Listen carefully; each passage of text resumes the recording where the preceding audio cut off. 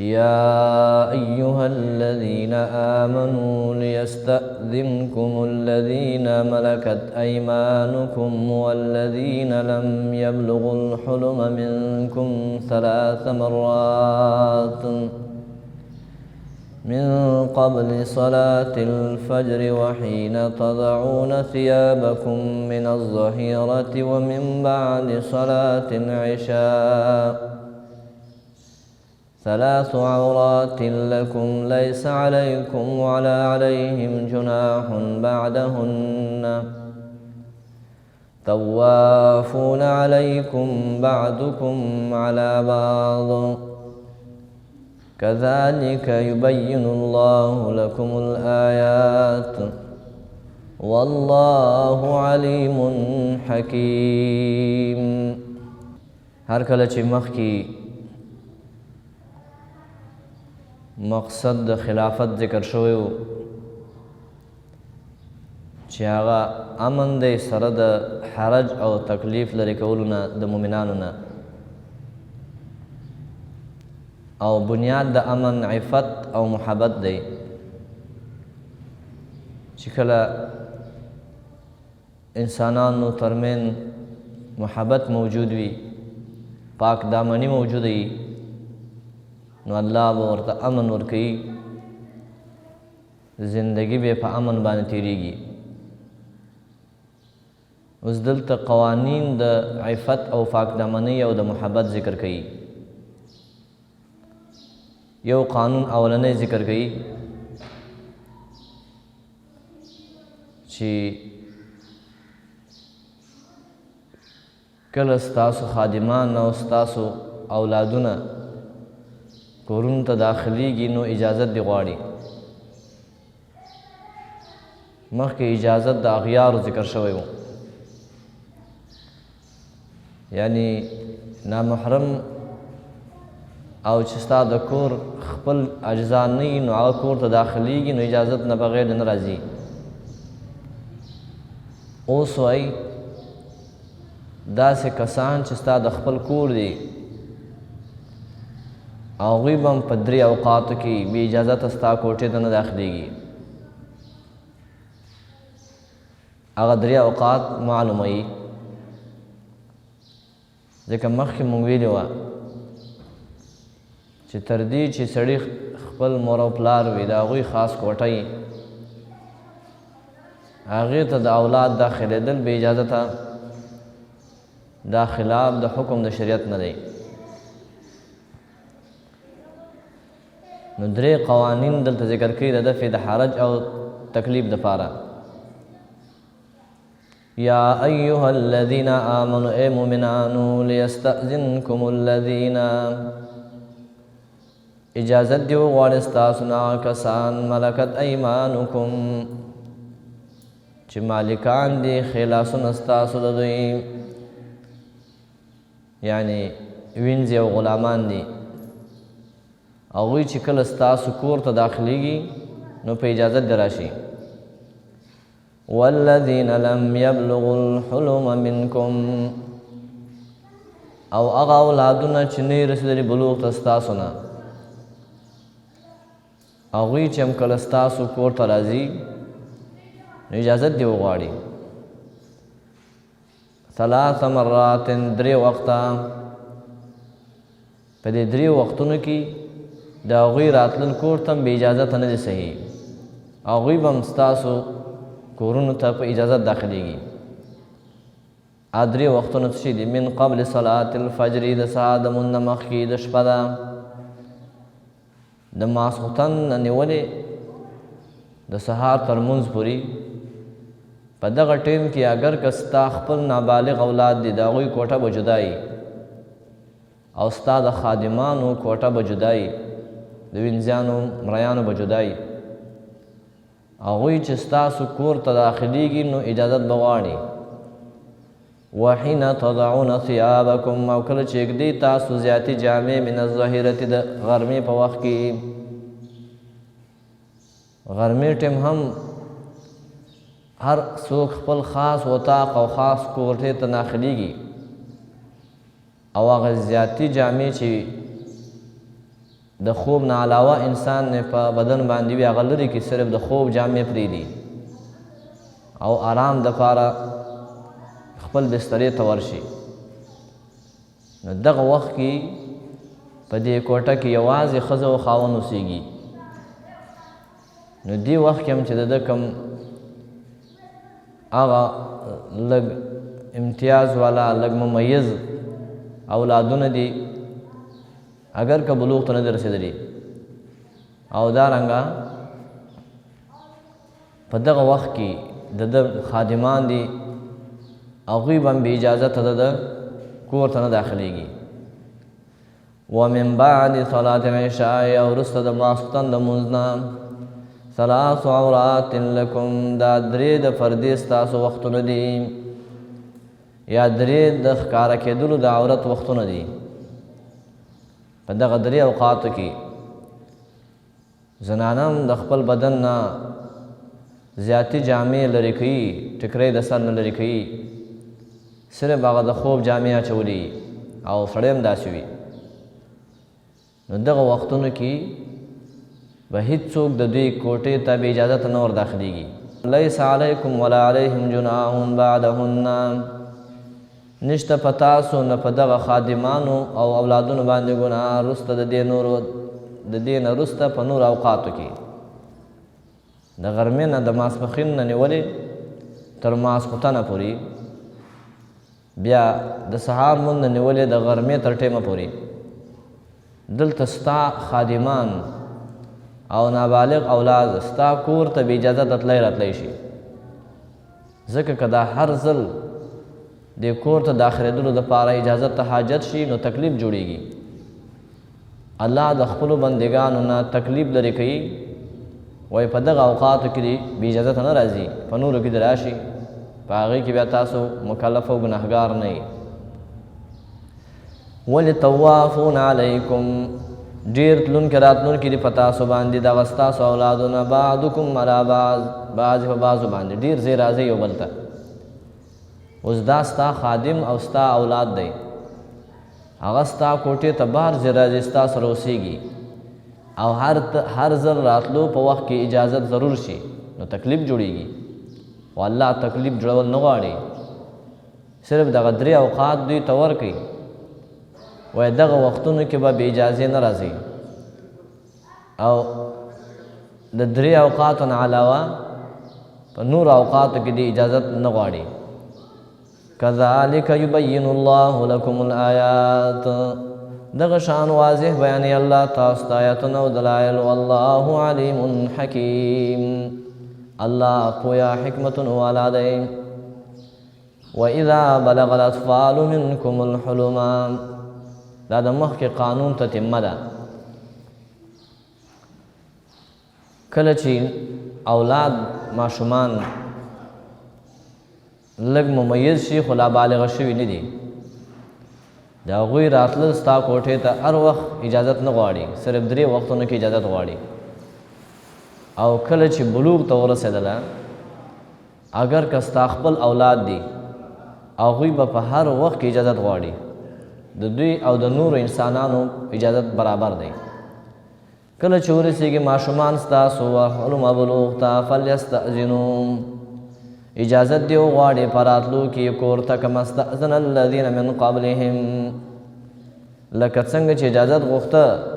هغه خلکو چې د دوی نه مخکې وو او دوی هغه بالغ شوي وو، دوی نه وو بالغ شوي، هغوی به اجازت غوښته، اوس دوی هم غواړي. کذالک یبین الله لکم آیاته دغه شان واضح بیانوي الله آیاتونه دلایل. والله علیم حکیم الله پوهه حکمتونه والا دی. والقواعد من النساء دا اوس بل قانون دی د دفع د حرج دپاره او د عفت او پاک دامنۍ دپاره دی. مخکې ذکر شوه چې زنانه کله د کور نه وځي نو دوی دې خپل هغه لوی څادرونه په ځان راتاوي او ټول بدن دې پټوي، سوا د هغې سترګې نه چې لار پې ویني د مجبورۍ نه ښکاره کوي. اوس وایي هغه زنانه چې بوډېګانې شوي او د نکاح د وخت نه عمر تیر شوی وي او خواهش د هغوی نه وي او هغوی دپاره فرض نه ده چې هغوی دې دا لوی لوی څادرونه او بورقې په سر په بدن راواچي ټول بدن یې پټ کړي هغوی که ډېره لویه برقه ځان باندې وانهچوي او ټول بدن پټ نه کړي بس عام یو څادر په سر کې او عامې کپړې واچي خپل بدن ته او هغوی راوځي د کور نه نو ګناهګار نه دي ځکه هغوی باندې الله ډېر تکلیف نه دی ایښی والقواعد من النساء بوډېګانې د زنانو بوډۍ کمې ته زنانو ته ویل کېږي اللاتي لا یرجون نکاحا هغه زنانه چې هغوی امید د نکاح نه لري یعنی عمر یې داسې حد ته رسېدلی دی چې دې نه وروسته هغه نکاح نه کوي د بل چا سره او شهوت او دارنګه حاجت یې سړو ته ختم شوی دی فلیس علیهن جناح نشته په دې ګناه یضعن ثیابهن چې کیدي هغه غټ پړونې ثیاب مطلب دا نه دی چې هغوی د جامې بیخي لرې کې بدن نه کوم غټ بورقه او غټ پړونی چې ټول بدن لره پټوي او پراخ وي په ټول بدن باندې هغه که لرې کې یو عادي ټکری په سر کې او عادي کپړې واچي اگر که د دې نورې جامې ټولې نه وي پټې کړې ورته نو بس هغه ورته کافي دی خو د هغې دپاره هم شرط دا دی چې غیر متبرجات بزینه نه به یې ښکاره کوونکي ډول او زینت لره یعنی پړونی نه استعمالول به د زینت ښکاره کولو دپاره نه کوي دویم یا د پرده د خلقو چې کله د دغه زنانه چې بوډۍ شوي دي دا چې کله بیرون راوځي نو پردو خلقو ته به د زینت ځایونه نه ښکاره کوي غاړه او سینه او مټې او پنډۍ او دارنګه داسې شیونه چې هغه سبب د زینت او د ډول دی چې دې لاسونه سره کړي وي رنګ یې ورکړی لاسونو ته یا کم سرخه او سفیده چې نورې زنانه د ډول دپاره استعمالوي هغه بیا نه وي استعمال کړي په مخ او شونډو باندې او خپل ډول او سنګار بیا نه وي کړی که دغسې زینت او ډول یې کړی وي او ځان یې جوړ کړی وي لکه د نورو ځوانو زنانو په شانتي بیا د هغې وتل هم په غیر د غټ څادر نه جایز نه دي کله چې هغه په خپل ساده بدن او ساده لباس کې هېڅ ډول او سنګار هم نه کوي نه چاته ډول او سنګار ښیي او داسې یو جامه اغوندي چې د هغې غاړه او پنډۍ او دارنګه بدن ترېنه نه ښکاري صرف مخ یې ښکاري یا صرف لاسونه ورغوي ښکاري او دا د دغسې حالت کې بیرون راوځي نو دا به ګناهګاره نه وي ځکه چې دې باندې کامله فرده په شان د ځوانو زنانو لازم نه ده ځکه دلته هم دا شرط ولګول شو چې کومه زنانه لا اوسه پورې ډول او سنګار ته خواهش لري او ځان ډولې کوي د نورو ځوانو زنانو په شانتي نو هغه په بوډېګانو کې نه دی حساب چې دا به سړو نه حجاب نه کوي کله چې هغه ډول او سنګار اوس هم کوي نو بیا به د نورو ځوانو زنانو په شان دام حجاب کوي د پردو نه کله چې نه کوي یو ډېره بوډۍ شوې ده نه دا شوق د دې لري چې لاسونه سره کوي نه یا مخ او په نور بدن باندې د ښایست اسباب استعمالي داسې نه کوي نو بیا د هغوی دپاره بیرون وتل جایز دي په غیر د غټ څادر نه وان یستعففن خیر لهن او دا ځان بټ ساتل ورته غوره دي که دا بیا هم سره د دې نه چې ډېره بوډۍ شوې ده او ډول او سنګار چاته نه ښکاره کوي او نیم کوي خو د هغې سره سره بیا هم حجاب او پرده کې راوځي نو دا ورته بهتره ده بیا هم لوی څادر په ځان راچي لویه برقه په ځان اچي دا ورته ډېره بهتره ده په نسبت سره د دې ته چې لوی څادر او لویه برقه یې لرې کړې وي او نورې کپړې او وړوکی څادر یې په سر کړی وي والله سمیع علیم الله پویا او اورېدونکی ذات دی یا استعفف نه کې اشاره ده چې احکام دوه قسمه دي یو هغه دي چې فرض دی عمل ور باندې یو هغه دي چې عمل باندې فرض نه دی، رخصت دی او جایز دی. لیس علی الاعمى حرج ولا علی الاعرج حرج. دا اوس دریم قانون د دفع د حرج دپاره چې دلته قانون د خوراک بیانېږي چې کله تاسو خوراکونه کوئ نو د خوراکونو په کولو کې تاسو ته اجازت دی او طریقه د خوراک به دلته ذکر کېږي. ځکه د جاهلیت په دور کې به کم سړی چې به معذور او معیوب شو نو د هغې سره به روغ انسانانو خوراک نه کوه، یا به ړوند و یا به ګوډ و یا به شل و څه عیب یې لره،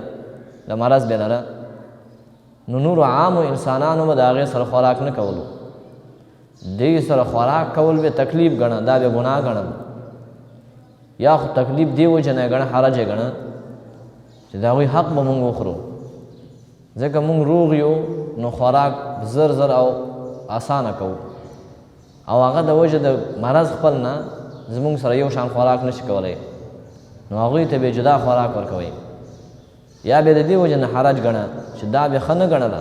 عیب به ګڼه چې پلان کوي روغ سړی دی د ړوند سره په خوراک ناست دی، د ګوډ سره ناست دی. الله وایي چې دې کې هېڅ حرج او ګناه نشته دی. کله چې یو سړی ګوډ شو یا کونډ شو یا ړوند شو یا کوم بل تکلیف ورسره ورته پیښ شو نو د هغه سره خوراک کولو کې ګناه نشته، د روغ انسانانو سره دې ګډ خوراک کوي. لیس علی الاعمى حرج، نشته پړانده باندې ګناه، ولا علی الاعرج حرج، نه په ګوډ باندې ګناه شته، ولا علی المریض حرج، او نه په مریض باندې ګناه شته،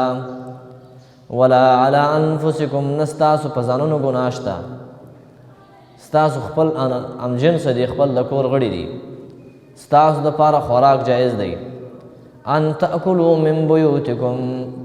چې تاسو خوراک وکړئ د خپلو کورونو نه،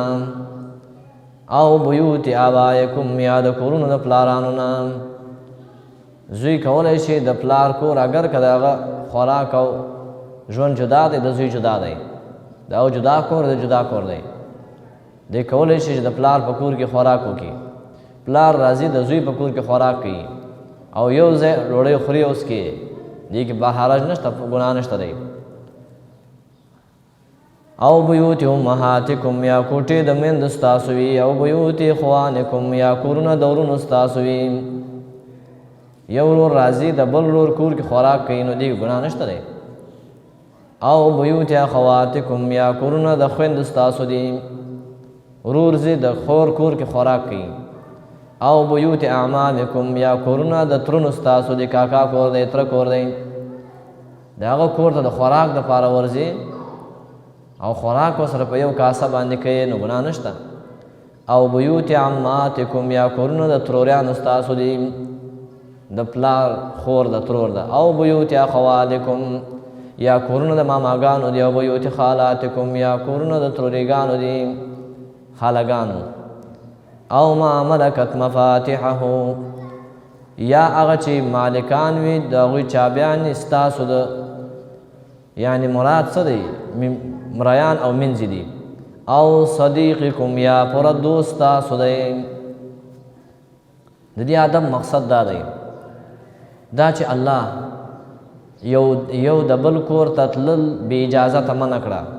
چې بې اجازته یو د بل کور ته مه ورځئ. د دې مقصد دا نه دی چې د چا کور ته به نه ځې، بلکې د دې مقصد دا دی چې راځې به د تره کور ته به ځې، د ماما کور ته به ځې، د خاله کور ته به ځې، د ورور کور ته به ځې، د پلار او مور کور ته به ورځې په اجازت باندې. هغوی سره ډوډۍ به هم خورې، هغوی به ستا ډوډۍ خوري. یو د بل کور ته د خوراک دپاره،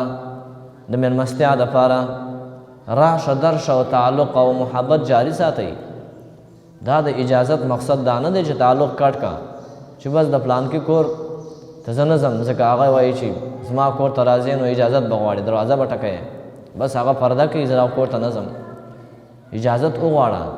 په هغه کور کې چې کوم کسانو ستا نه پرده وه هغه به ځان یو طرف ته کړي، ته به ورځې خپل ورور سره به ناست یې، خپل تره سره به ناست یې، ماما سره خاله سره ترور سره په یو کاسه او په یو سترخوان خوراک کوه خو بې اجازت ورځه بې اجازته مه ورځه ورور کور ته ورور ورځي نو ور دې شي په یو سترخوان دې ډوډۍ ورسره خوري خوراک دې کوي خو په اجازت دې ورشي دروازه دې وټکوي ځکه که دغسې بې اجازته یو د بل کور ته ورننوځي نو یو بل په داسې حالت کې ویني چې هغوی پې لیدل نه غواړي په داسې حالت کې بې پردې حالت کې ویني نو پرده وکړي بیا ورته ورشئ او دارنګه ستا یو دوست دی انډیوال دی مسلمان ملګری دی هغه ستا کور ته راځي ته د هغه کور ته ورتلی شي خو په اجازت باندې دروازه به ورته ټک ټک اجازت به وغواړې هغه به ستا د ناست دپاره ځای لري مېلمنخانه به لري بیټک به لري تا به کښېني خوراک به درته راوړي خپل ګپ به ولګوئ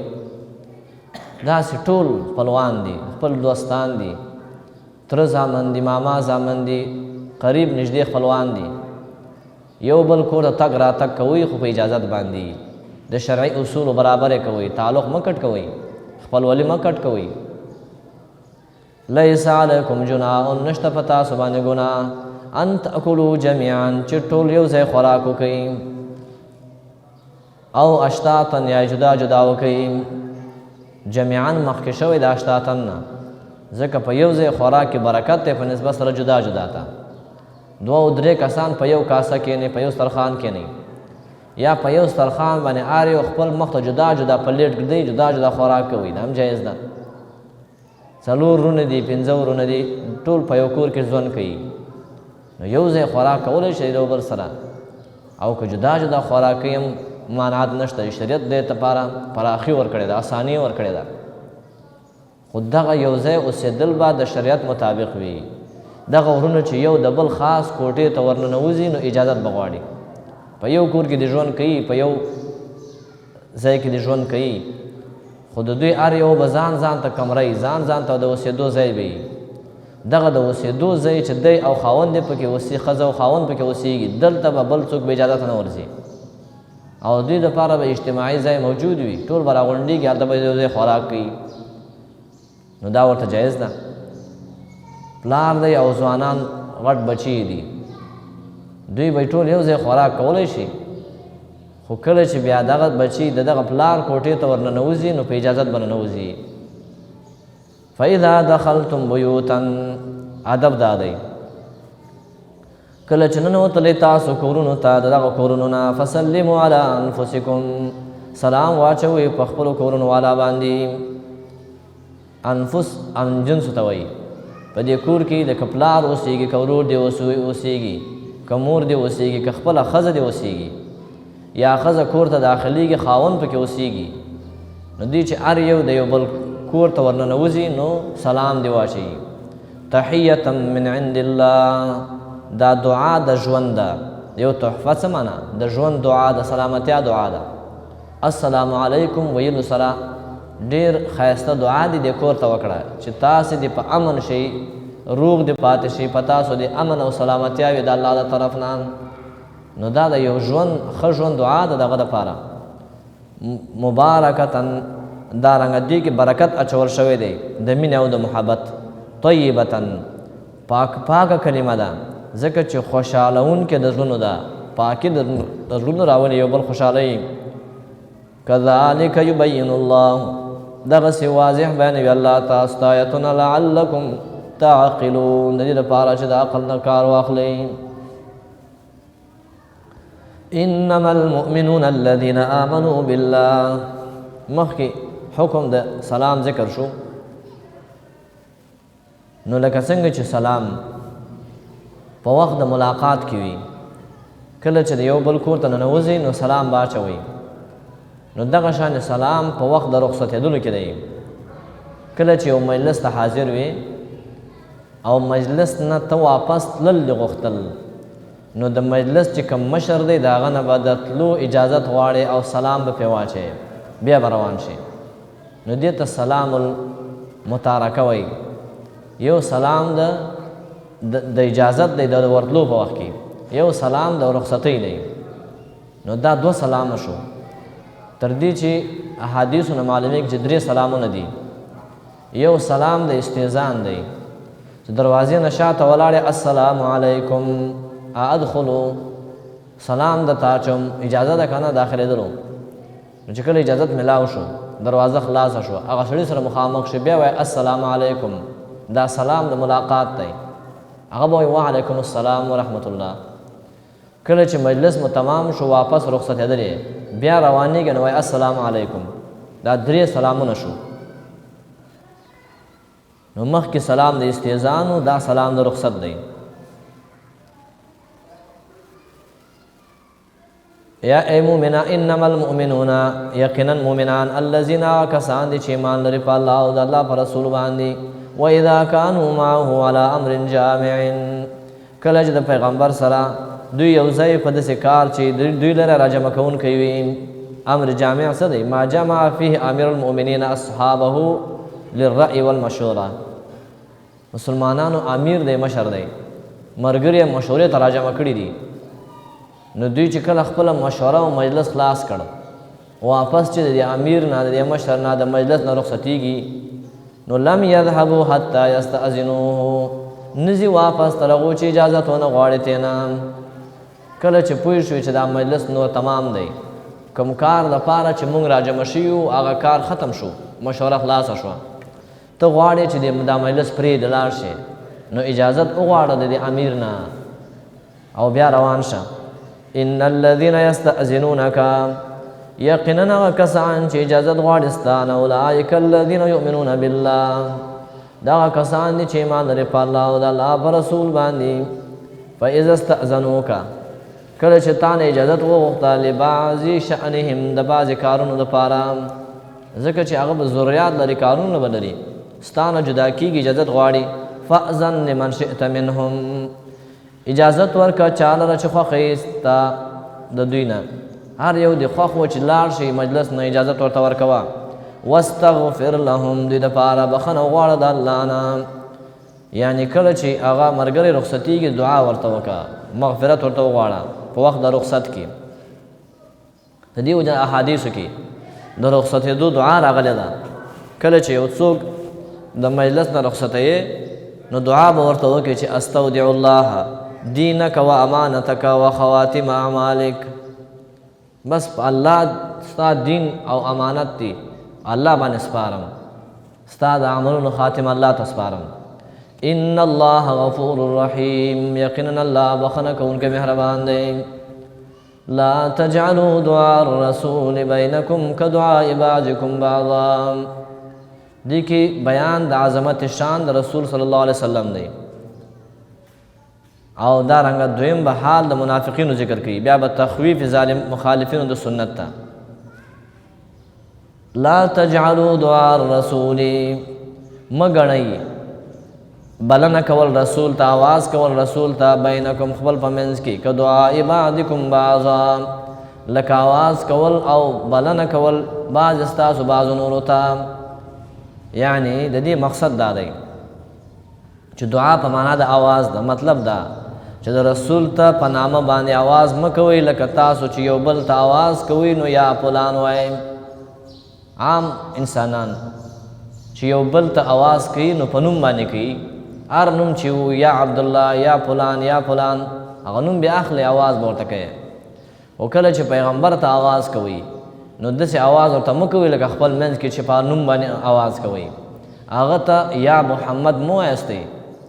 بلکې هغه ته په صفت باندې او د تعظیم आवाज کوي یا رسول الله یا نبی الله داسې ورته وایستئ داسې مو وایست چې یا محمد دې کې د هغه د شان بې ادبي ده ادب خیال ساتئ خپل پیغمبر سره چې کله حاضر یاستئ په مجلس کې مخامخ ورته आवाज کوئ نو وایستئ یا رسول الله یا نبی الله او یا محمد چغې مه وهئ په وخت د خطاب کې به داسې وایستئ دویمه توجیه دا ده چې دلته دعا په معنا مشهوره سره ده یعنی کله چې مخکې نبي ته وویل چې په وخت د اجازه ورکولو کې دوی ته دعا کوه اوس ترغیب وکړي ترغیب ورکړي صحابهو ته چې کله تاسو د پیغمبر مجلس کې یاستئ نو د هغه نه بې اجازته مه ځئ ځکه چې کله تاسو د هغه نه اجازت وغواړئ نو د اجازت په وخت کې به تاسو ته دعا وکړي نو ته مه وایئ چې زه خو که بې اجازته لاړم دعا ونه کړه څه خبره وشوه خو نه دی کوي نو بس زه به لاړ شم. نو جواب الله وکړ چې نه د دې پیغمبر دعا داسې مه ګڼئ لکه تاسو خپل منځ کې دعاګانې شي کوئ، ځکه چې پیغمبر دعا ډېر لوی غنیمت دی ستا دپاره، ډېره لویه ګټه ده. ځکه د پیغمبر دعا خو به خامخا قبلیږي د الله په حضور کې. بس ته چې کله رخصتېدلې د هغه نه دعا وغواړه، د هغه د رخصتي و اجازت وغواړه، هغه به تا ته دعا درکړي، بیا به د رخصت کې. دا دعا د نورو دعاګانو په شان مه ګڼئ. داسې عام عادي انسان نه دی چې د دعا او د نورو یو دعا به برابره وي. نو دارنګه دعا په معنا د حکم سره هم راځي، یعنی د نبی حکم په شان د خپل حکمونو مه ګڼئ، د هغه حکم دا فرض دی چې تاسې ومنئ، او د نورو خلکو حکمونه په تاسو فرض نه دي. دا دلیل دی په دې خبره باندې چې یا محمد ویل مخامخ پیغمبر ته بیا ادبي ده او جایز نه دی. نو چې کله نبی صلی الله علیه وسلم هغه تللی د دنیا نه او ته د دې ځای نه ورته چیغې وایې چې یا محمد، او په مسجد دې لیکلي وي چې یا الله او یا محمد، دا یا محمد ویل خو مخامخ ورته جایز نه و، بیا ادبي وه. خو چې کله په غیاب کې ورته چیغې وایې چې یا محمد، دا خو دوه ګناهونه شوه. هم د پیغمبر صلی الله علیه وسلم بیا ادبي ده، او هم غیر الله ته ندا کول یا آواز کول د الله نه سوا مخلوق ته. که د عقیده دا وي چې هغه حاضر ناظر دی زما ندا اوري او ما ته مدد رسوي، خو دا شرک دی. او که دا عقیده نه او دا ادب ګڼې نو ادب نه، دا بیا ادبي ده. اوس رسول الله صلی الله علیه وسلم ته نه یا رسول الله سره چغې وهل جایز دی، نه یا محمد سره ویل جایز دی، ځکه چې د الله نه سوا بل چاته آواز کول دا خو شرکي کلمه ده. مدد غوښتل د مخلوق نه جایز نه دي. قد یعلم الله الذین، دا اوس د منافقینو خباثت ذکر کوي. یقینا پیژني الله کسان یتسللون منکم لوازا چې خویږي ستاسو د مجلس نه په پټه سره. یعنی منافقین به کله چې د رسول الله په مجلس کې ناستو او غلی به بس پټ به یو کونج نه ځان به وایست روان به شوه، کتل به چې اوس پیغمبر مونږ طرف ته ګوري او که نه، چې کله به هغه بل طرف ته توجه وه او د ده طرف ته بیا نه کتل، ایسته پټ بیا ځان غلی د دروازې نه د کړکۍ نه وایستی، او هېڅ نه به اجازت غوښته، نه به ویل ما ته اجازت میلاویږي او که نه، نه به سلام اچوه، پټ به لاړې وبوتی. الله وایي چې دا خو منافق دي، دوی په پټه باندې د ستا د مجلس نه وځي، اجازت نه غواړي، ځکه دا مجلس یې خوښ نه دی. ځکه دې مجلس کې چې کله د دوی د طبیعت خلاف خبره کېږي نو دوی هغې اورېدل نه غواړي، نو په پټه ترې نه ځان وباسي. فلیحذر الذین یخالفون عن امره، ګورئ د پیغمبر خبره او د مخلوق خبره کې فرق کوئ. بس ودېرېږي هغه کسان چې خلاف کوي د امر د پیغمبر نه، دین د پیغمبر، منهج د پیغمبر، سنت د پیغمبر، د دې نه څوک خلاف کوي. امام ابن کثیر وایي چې امره معنا دینه، وایي وهو عام سبیله ومنهجه وسنته. د پیغمبر د سنتو خلاف، دغه د دین خلاف، دغه د فعل او قول خلاف یو څوک کوي نو دوی دې ویریږي د دې نه ان تصیبهم فتنه، چې وبرسېږي دوی ته یو عبرتناکه سزا. فتنه د دین ده، دی به په دین کې په فتنه کې واقع شي، کفر ته به ورسي، منافق بشي، مبتدع بشي، او یا مراد عذابونه دي، دوی ته به ورسېږي فتنه. څه فتنه د دنیا دا ده، قحطۍ به راشي، عذابونه به راشي، مصیبتونه به راشي، او یصیبهم عذاب علیم، یا به ورسېږي ورته عذاب دردناک په دنیا کې، په آخرت کې به الله د عذاب ورکړي. نو خلاف د حکم د پیغمبر، د سنت د پیغمبر، دا سبب د تکلیف دی په دنیا او په آخرت کې، سبب د عذاب دی په دنیا او په آخرت کې، او دا جایز نه دی. الا ان لله ما فی السماوات والارض، مخکې آیات کې ذکر د عذاب و، دې کې پوره قدرت او اختیار د الله ذکر کوي چې د الله پوره قدرت او اختیار دی، د الله قدرتون ته، د الله حکم ته تابع شي، خلاف مه کوئ د الله د حکمونو، کنی نو الله به عذابونه رالیږي در باندې. اختتام د صورت کې په مسله د توحید او رد په شرک په تصرف باندې. خبردار ان لله، یقینا د الله په اختیار کې هغه مخلوق دی چې اسمان او ځمکه کې دی. قد یعلم ما انتم علیه، یقینا پوهیږي الله په حالت چې تاسو پې ویوم یرجعون الیه په کوم ورځ چې دا خلک به الله ته واپس کېږي فینبئهم بما عملوا پس خبر به ورکړي الله دوی ته په هغه عملونو دوی باندې والله بكل شیء علیم الله په هر څه باندې پوهه دی سورة الفرقان رب د مخکې سره دا دی مخکې صورت کې فرق ذکر شو په مابین د مؤمنانو او د منافقانو کې په صفاتو سره په دې صورت کې فرق ذکر کوي په مابین د مؤمنانو او د مشرکانو کې په اوصاف او اعمالو کې چې د مؤمن صفت او د مشرک جدایي د مؤمن او د مشرک عملونه فرق لري سره مخکې مؤمنانو ته ترغیب ورکړ چې ښه اخلاق کوئ نو دې صورت کې وایي چې کله د ښه اخلاق کوله ښه آداب د لحاظ ساته نو ډېر برکتونه به د اسمان نه نازلېږي دارنګه دا سبب د برکاتو دی دعوه د صورت څه د الرد علی الشرک فی البرکات برکتونه او فیدې او زیاتول د نعمتونو دا د الله کار دی د مخلوق نه مه غواړئ خلاصه د صورت دا ده چې دې کې څلور ابابونه د اولنی باب تر لسم آیته پورې دی د دې په اول آیت کې دعوه د صورت ذکر شوې ده په لفظ د تبارک سره یعنی نزول د برکاتو د الله په لاس کې دی که دنیا کې که آخرت کې وي بیا شپږ دلایل راوړي بیا زورنه مشرکینو ته ده شپږ طریقو سره به الله زورنه ورکوي او زورنه د بانکار القرآن والرسول بسم الله الرحمن الرحیم تبارك الذي نزل الفرقان على عبده دعوه د صورت د رد په شرک بالبرکات برکتون والا غزاد دی د تبارک یو لازمی معنا ده اختیارمند د برکات او یوازې الله دی که متعدی شي نو معنا برکت ورکوونکی الله دی نو دا لفظ د الله نه سوا بل چاته نه استعمالیږي مبارک په کثرت د را سره یوازې الله دی برکت اچوونکی یوازې الله دی یو دی په فتحه د را سره مبارک یعنی برکت بیا چول شوی دا مخلوق ته ویل کیږي ځکه د الله د طرف نه ورته برکت ورکړی شوی دی الله ورته خیر ورکړی دی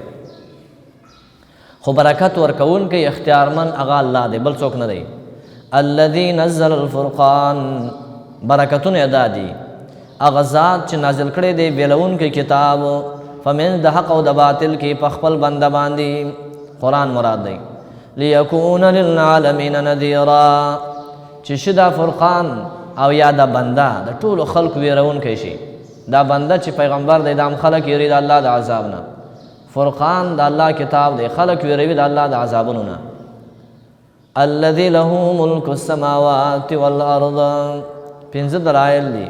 د الله صفات ذکر کیږي ثبوتی او سلبی الله غزاد ته دغه د پاره بارشي د اسمان نو د ځمکې د ولم يتخذ ولدا ندی نو د الله ځان د پاره اولاد نازولي ولم يكن له شريك في الملك نشته دغه سره برخدار په ملک او بادشاہي داغه کې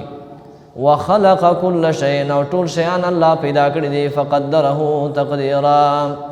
اندازه کړی دي په اندازه کولو سره هر یو شی په خپل نقشه او د الله د تقدیر مطابق پیدا کیږي نو ایمان په خلق د الله باندې ایمان په تقدیر باندې دا فرض دی واتخذوا دا زورن مشرکین ته دا سره د دینه چې الله او ما سره شریک نشتا دا بدبخت انسانان نیولې سوا د الله نه الہتن مددګاران او برکت ورکوونکي ځکه دوی برکت د بل چانه غواړي پلان کوي پیر مبارک دی پلان کوي بزرگ مبارک دی پلان کوي ولی مبارک دی او هغه ډیر برکات ورکوونکی دی او دا غنه د خیر تمه لري د امید د خیر او د فائدې ته لري نه نه امید د خیر او د فائدې یوازې د الله نه لره برکتونه یوازې د الله په لاس کې دي دا داسې خلق دي چې لا یخلقون شیئا وهم یخلقون دوی هیڅ شی نشي پیدا کولی دوی خپل مخلوق دی پیدا شوي دي څنګه ته دې نه برکتونه غواړې ولا یملکون لانفسهم ته څنګه فائدې ته نه غواړې هغوی اختیار نه لري د خپل ځان لپاره مالک نه دي د ضرر ولا نفع نم د فائدې که دوی ته ضرر رسیږي نو ځان هدف کولی نشي او نام فائدہ ځان ته رسولی شي ولا یملکون موتا ولا حیاتا ولا نشورا دوی اختیار نه لري د مرګ د ځان او د بل مرګ اختیار نه لري نه د ژوند اختیار لري چې چاته ژوند ورکړي او نه خپل د ژوند اختیار ورسره شته ولا نشورا نه د دوباره راپورته کېدلو د دې ټولو اختیارمن الله دی خالق الله دی مرګ او ژوند د هغه په لاس کې دي ولې د مخلوق نه تاسو دا تمه ولرئ امید لرئ چې ما ته به یا ژوند راکړي یا به مې د مرګ نه بچ کړي یا به مې د مرض نه بچ کړي نه نه دا نشي کولی درته وقال الذين كفروا زجر بانکار القرآن دا بدبخت انسانان د قرآن ته دروغ وایي قرآن ته د حقیقت نه خلاف خبرې وایي وای دا کافران ان هذا الا افک نه دی دا قرآن مګر دروغ دی د حقیقت نه اړول شوي دی افتراه چې د ځان نه جوړ کړي دی وانه او مدد ورسره کړی دی په دې جوړولو باندې قوم آخرون بل قوم ځکه دوی دا بدنامه لګول چې پیغمبر سره د دې دین په جوړولو کې بل چا کومک کړی دی یو نصرانی به یادوه چې هغه د ته ښودنه کوي او دی بیا وایي چې دا وحی ده فقد جاءوا ظلما وزورا الله وی دوی راتلل کړي دي په ظلم او دروغ سره ډیر زیاتې کې تجاوز کې د حد نه ډیر غټ دروغ وایي چې د نبی په شان کې دا دعوه لري وقالوا اساطير الاولين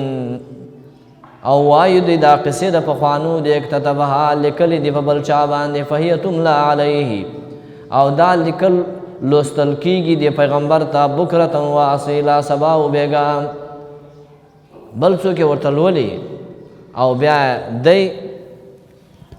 سبا راځي مونږ ته وایي چې ما ته وحی راغلی ده یو بل څوک ورسره مدد کوي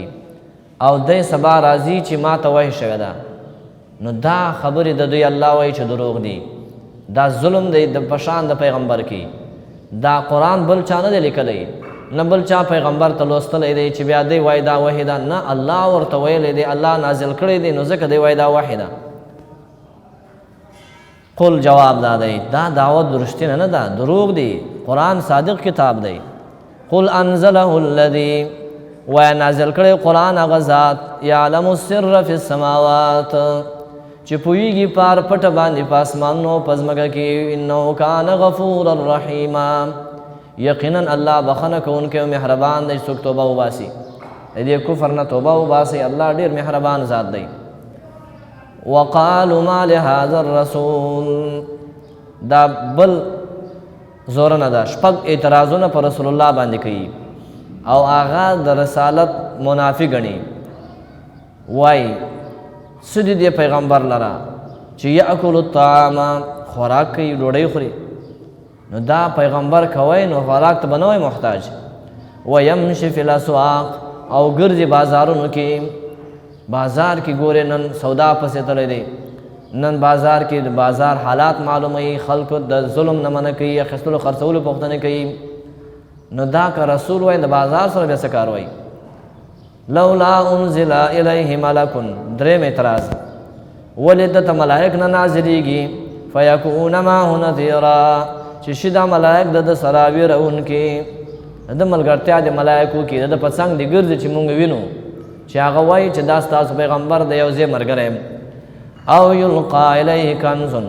یا درا نازل شراو د غرزول شده ته یو لویه خزانه او د سره خزانې شته چې څوک په ایمان اړه ورته ورکړي او تکون له جنه او یا ول نشته د لپاره یو باغ یاکل منها چې د هغې نه خوراکونه وکړي نه باغونه شته نه پټي شته نه جایداد شته دا څنګه پیغمبر دی نو وقال الظالمون پنځم اعتراض وای دا ظالمان ان تتبعون الا رجلا مسحورا تاسو تابعداري نه کوم د یو سړي چې هغه لیونی شوی په جادو دی جادو پې شوي دي الله د دې ټولو جواب کوي مخکې د دې اعتراضونو جواب شوی دی پیغمبر چې دنیا ته راځي نو انسان به وي بشر به وي خوراک به لري اسکاک به لري ښځې به کوي بچان به لري